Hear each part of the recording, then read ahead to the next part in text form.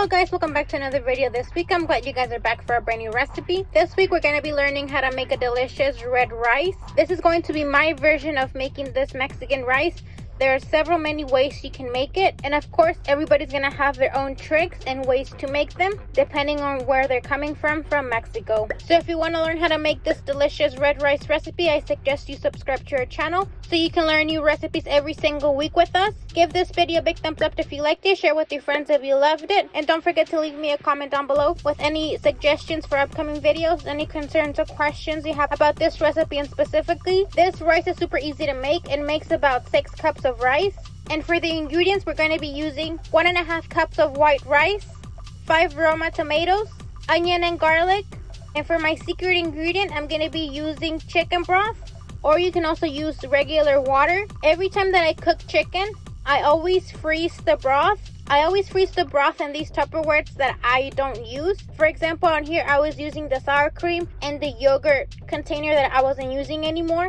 Just because my regular containers, I like to keep them to store a leftover food or just something that I can see inside what's in it. And these other Tupperwares that doesn't have like a clear ceiling, so you can't clearly see what's inside, I like to use them for our caldo to store them in. That way I know I only specifically put this in the freezer, and whenever I'm ready to use it, I just pop it in the microwave and let it defrost. I highly suggest you guys freeze your leftover chicken broth. You can even do it with the beef broth whenever you're making caldo de res. Super convenient, and like I said, I always use it to make my Mexican rice.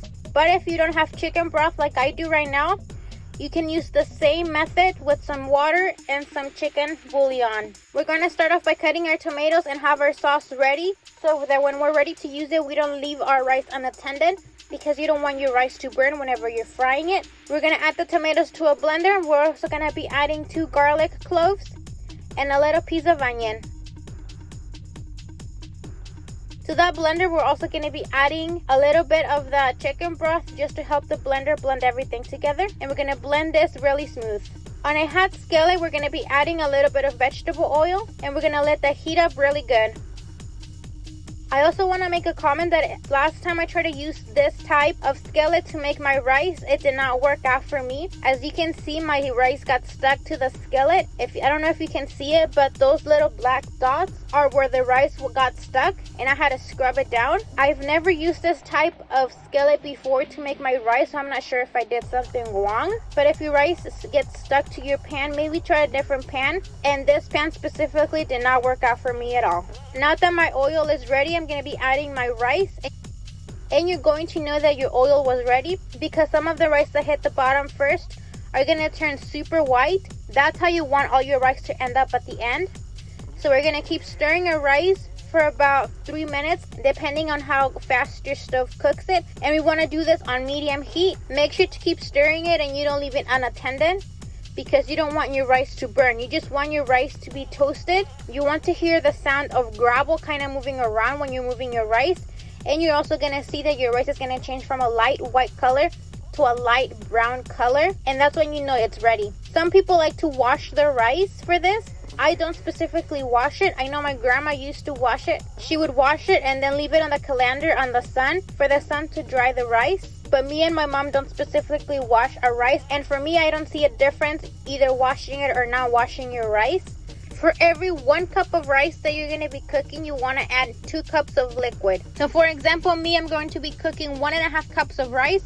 So I'm going to be using 3 cups of liquid. It can either be your chicken broth or your regular water with chicken bouillon. Now that my rice is very toasted, I don't know if you can see the difference. I'm going to try and put a comparison to how the rice used to look at the beginning to the way it's looking now. But my rice has definitely changed color, and the sound whenever I move it, it's starting to sound like gravel. I'm going to grab my lid and I'm going to be pouring our sauce very softly. Once you finish pouring your sauce, you want to make sure you cover your skillet. Wait just a few seconds, and then we're going to grab our spoon and we're going to move everything around.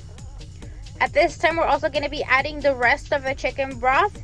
And just to clarify, the rule is for every cup of rice that you cook, you're going to be using 2 cups of liquid. So in total, I'm going to be using 3 cups of chicken broth, including the tomato sauce already in it. 3 liquid parts in total for this 1.5 cups of rice that I'm going to be using. We're going to cover this and we're going to let this boil for just a few minutes. Once you see that your rice is starting to boil, you're going to uncover it and taste for salt. Most likely, if you use chicken broth, you are going to be needing to add a little bit of salt to that. If you use water instead with the chicken bouillon, most likely you are not going to need more salt, but make sure you taste either way. My sauce did need a little bit more of the salt, so I'm going to be adding salt, or you can even use more chicken flavor bouillon if you would like. At this time, you can also add some fresh vegetables, canned vegetables, or frozen vegetables if you would like to put some vegetables in there. But after we cover this one last time, we're not going to open our skillet. We're going to leave it closed until it's almost finished cooking. We're going to close this up, and on low heat, we're going to set it here for about 10 minutes roughly. When making your rice, make sure you grab a skillet that has a clear lid, so you can see what's going on inside your rice whenever it's cooking. As you can see, I have not uncovered my rice, but I can peek through the clear lid. And as you can see, most of the water has already been evaporated, and there's just a little bit of bubbles coming out. That means it still has a little bit of water in it. That's how we want it, and we're gonna uncover at this time. Before this step, please do not uncover your rice. And with a wooden spoon, or preferably a fork, you're gonna move your rice gently around just so you can get the tomato sauce that's left over at the very top to move all the way to the bottom, so every single part of the rice gets covered in the tomato sauce.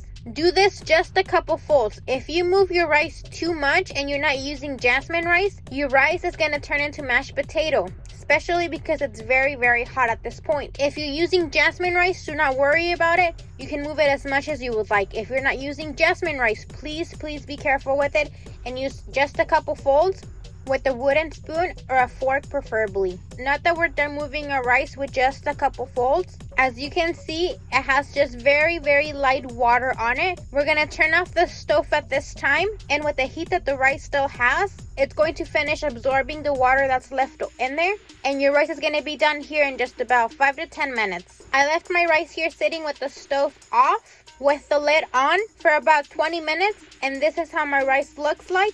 As you can see at the very bottom, there is no more water. The rice has finished absorbing all the water that was in there. And at this time, your rice is fully cooked. And this is the end result for our Mexican rice. As you can see, it is very, very fluffy. It has not turned into mashed potato. And I promise you guys, if you guys use the jasmine rice, the one that has a purple label in it, that rice is not gonna turn into mashed potato. At the beginning, when I was learning how to cook my rice, every time that I made it, it would turn into mashed potatoes. So please keep trying to make it. I promise you, you're gonna get it one day. And especially using that jasmine rice really helps. And also following the rule that per 1 cup of rice, you're always gonna be using 2 cups of water. I don't necessarily always measure my liquids and my rice whenever I'm making it. I just kind of eyeball it. Most Mexicans don't even measure their food. We always just go by and just sprinkle a little bit of here and there. We don't like to measure our food. So I hope you guys like today's recipe. Like I said, super easy to make, and rice literally goes with every single Mexican dish. You can be eating eggs and you can have a little side of rice. You can have it with your enchiladas, with some mole. You can even add this type of rice in your chicken caldo, your chicken soup. Super easy to make, and it only takes about 30 minutes to make it, and that's counting getting everything ready and setting it up. And I hope you guys liked today's recipe. Don't forget to give it a big thumbs up if you liked it. Share with your friends if you loved it. Subscribe to our channel so you can be part of this beautiful family, and so you can learn new recipes every single week. I hope you guys have a wonderful week, and we'll see you guys next week with a brand new recipe. Bye!